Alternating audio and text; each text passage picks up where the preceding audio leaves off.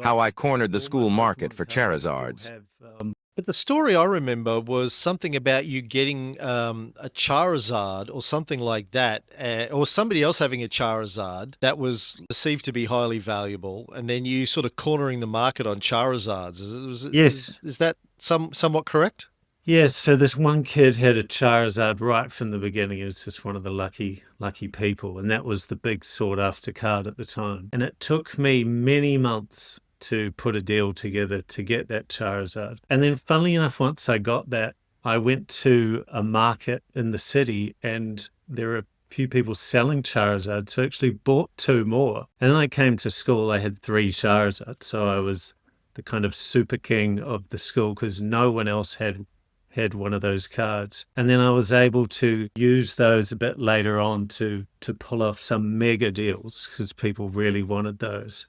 And I was able to kind of get rid of those Charizards right as the trading card scene shifted from Pokemon to Dragon Ball Z at my school. And yeah, I've still got that original Charizard as well. So what are the life lessons or the investing lessons that we can take away from your Charizard story or your Pokemon story in general, Navo? Well, I think it's kind of a business lesson as well in general with supply and demand and being able to put deals together that no one else can.